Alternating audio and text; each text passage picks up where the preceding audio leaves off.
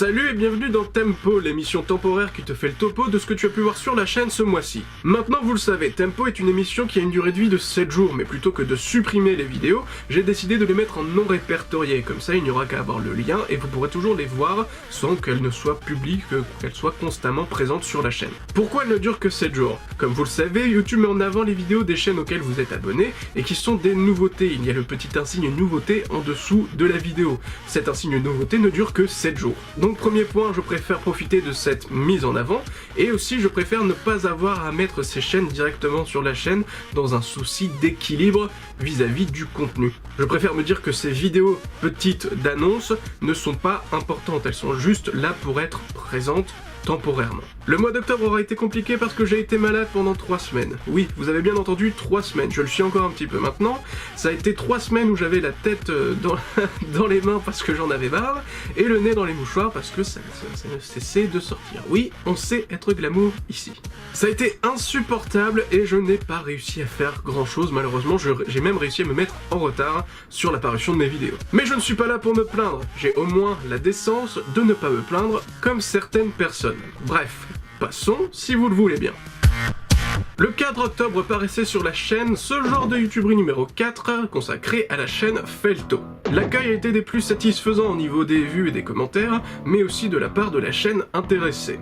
Donc, dans tout ça, moi je suis très content, j'ai pu vous partager une chaîne musicale qui vaut vraiment le coup d'œil, vous avez su apprécier le contenu, la personne intéressée a su apprécier, on est bon, tout est très bien, il manque juste une chose, ce serait le partage. Je ne vous le dirai jamais assez, et si les youtubeurs vous le disent constamment, c'est que c'est véritablement le cas. Nous avons besoin que vous partagiez les vidéos à votre entourage. J'en profite donc pour vous dire, s'il vous plaît, partagez. J'en ai besoin, et vous en avez besoin si vous voulez voir cette chaîne être de plus en plus formidable et de plus en plus, comment dire, qualitative. Qualitative au sens où mon moral joue énormément dans la balance. Et si je vois que vous êtes de plus en plus enclin à me fournir du soutien, ça n'ira qu'en ascendant. Je vous remercie d'avance et passons à la suite. Le 15 octobre sortait l'épisode 10 de Tu devrais jouer à Harry Potter sur Game Boy Color, une vidéo qui est sortie le 15 octobre et qui aurait dû sortir le 12, à cause, notamment, de cette maladie de shot. Ah non mais je vous jure, ça m'a saoulé, ça m'a... Un épisode qui a reçu un accueil moyen. Je n'ai pas connaissance des causes et des conséquences, dans tous les cas c'est un accueil moyen. Les commentaires sont présents mais pas les vues.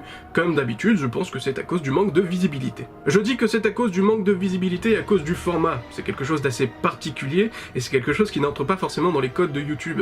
Mais moi, les codes de YouTube, vous savez ce que j'en fais. Je suis complètement désintéressé du fait de devoir faire quelque chose qui soit dans les cases de YouTube.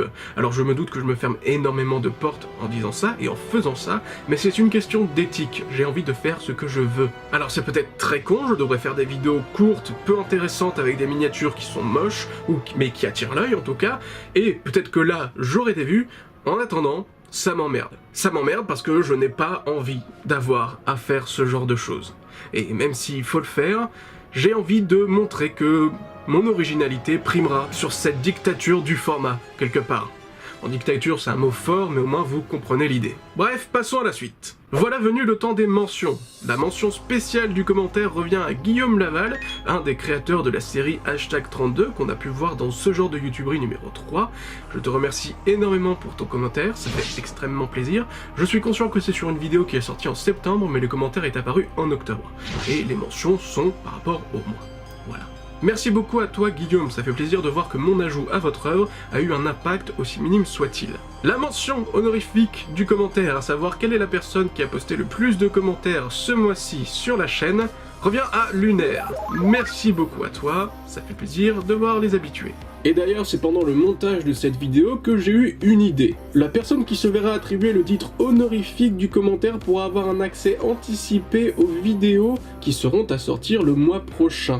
Un lien vous sera donc donné un jour avant la sortie officielle des vidéos. Et la mention d'argent revient à Funkylaz qui s'est fait détrôner ce mois-ci par Lunaire.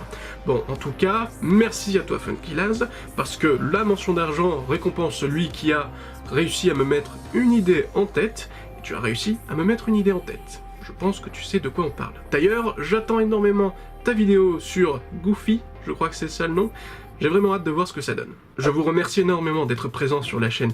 Vous qui commentez, vous qui likez, ça fait énormément plaisir, j'en ai besoin, vous le savez. Et c'est grâce à vous que je réussirai à grandir sur cette plateforme. Ça peut paraître démago, à force de dire ce genre de choses, mais absolument pas. C'est le cas, c'est exactement ce qui se passe. Sans vous, je ne peux rien faire. Merci à vous.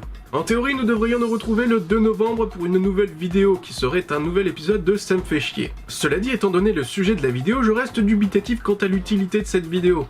Ce sera juste un défouloir comme tous les autres Ça me fait chier, mais vu que le sujet est sorti il y a longtemps, est-ce vraiment encore utile ? J'en déciderai avec moi-même et on verra bien. Dans tous les cas, si nous ne retrouvons pas le 2 novembre, nous nous retrouverons assurément le 9 novembre pour un nouvel épisode de ce genre de YouTuberie. D'ici là, portez-vous bien. Salut! I think I like